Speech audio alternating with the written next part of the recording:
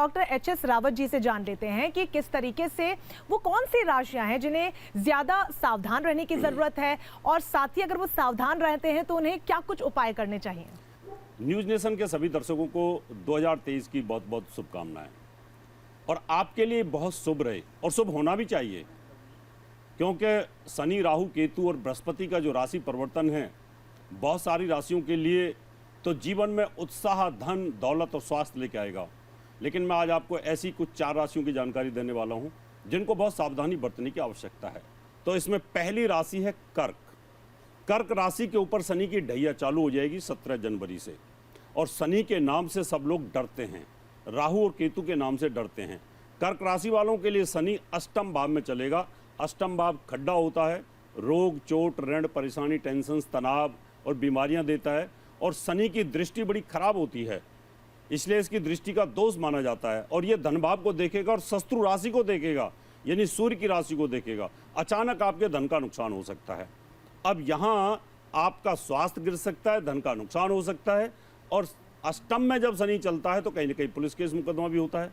तो आपको ध्यान रखना है कि अगर कोई उलझ जाए, गाड़ी के साथ कहीं स्क्रैच, चोट लग जाए, तो प्यार से उसको निपटा लीजिएगा।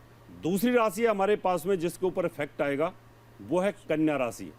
कन्या राशि वालों के लिए जो बृहस्पति है वो केंद्र में राजयोग बना के चलेगा, लेकिन आगे जाकर के बृहस्पति राहु और बृहस्पति का चांडाल योग बनेगा अष्टम भाव में, और ये कहीं ना कहीं वायरस पैदा करता है शरीर के अंदर, टेंशन देता है, लीवर, शुगर, टेंशन, तनाव, अर्थराइटिक्स, इन सब को प्रॉब्लम क्रिएट करेगा। और शनि आपके लिए चलेगा 6ठे भाव के अंदर, तो जब 6ठे भाव में शनि चलेगा तो यहाँ पर भी रोग, चोट, परेशानियाँ होती हैं। जब यहाँ कारक होता है वो, लेकिन 6, 8, 12 में जाने की वजह से तकलीफ देता है। अगली राशि है हमारे पास में जिसकी मैं बात करूँगा, वो है राशि मकर राशि। मकर राशि के ऊपर शनि स्वराशि में रहेगा, लेकिन वो मारक स्थान में जाएगा। मारक स्थान पर रहेगा तो शनि मार्केश भी होता है। तो यहाँ पर द्वितीय भाव में शनि का चलना, क्योंकि ये अष्टम से सप्तम होता है, सप्तम से अष्टम होता है, तो यहाँ पर भी शनि का आप वही उपाय करेंगे जिसकी वजह से कोई मृत्यु तुल्य कष्ट ना हो, जिससे कोई परेशानी ना हो, टेंशन्स ना हो। तो इसका भी आपको ध्यान रखना पड़ेगा। एक और राशि है अंतिम, वो है मीन राशि। मीन राशि के ऊपर शनि की 7.5 सिर के ऊपर आ रही है यहाँ पर, और फिर छाती पे आती है, फिर पैरों पे आती है। तो मीन राशि वालों के लिए 12वें भाव में इसका भ्रमण रहेगा। शनि के उपाय करते रहिएगा।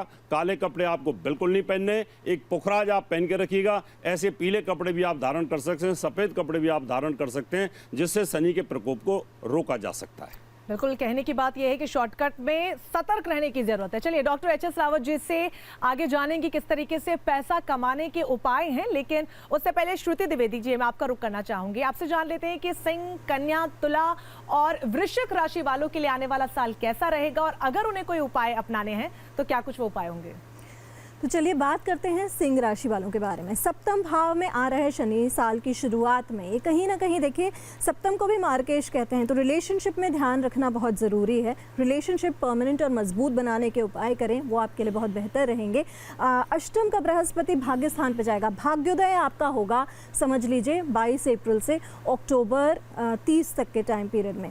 अक्टूबर 30 के बाद स्वास्थ्य को लेकर प्रॉब्लम्स आ सकती हैं। अचानक एक्सीडेंट्स होना, चोट लगना, इंजरीज होना, एलर्जीज होना।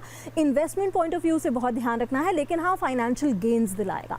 अगर आपका एक्सपोर्ट इंपोर्ट का बिजनेस है तो वहाँ दिक्कतें आ सकती हैं। चलिए बात करते हैं, जैसा आदरणीय डॉक्टर एच.एस. रावत ने बताया कन्या राशि के बारे में, तो हाँ बिल्कुल ठीक, कन्या राशि में 6th हाउस में बैठा हुआ जो शनि आएगा, ये कहीं ना कहीं आपके लिए टेंशन बढ़ाएगा। रोग, आर्थराइटिस से जुड़ी प्रॉब्लम्स, पैरों से, स्पाइन से जुड़ी प्रॉब्लम आ सकती है, और एक्सीडेंट्स या ये चैलेंजेस लेकर आएगा। लेकिन जब तक देवगुरु बृहस्पति 22 अप्रैल तक आपकी राशि में विराजमान है, तब तक चीज़ें आपके लिए अच्छी रहेंगी। गुरु राहु जब आपके अष्टम में हो जाएगा, तो 6ठे में आपका शनि, सप्तम में आपका गुरु राहु, अपने जो पार्टनर है, जीवन साथी हैं, उनके साथ के लोग कहीं ना कहीं उनके साथ धोखा या षड्यंत्र कर सकते हैं। इस चीज़ का ध्यान देना बहुत ज़रूरी है। तुला राशि वालों, सबसे अच्छी बात है आपकी आपकी अढ़ैया खत्म हो रही है, पंचम भाव में बैठकर जो है शनिदेव आ रहे हैं।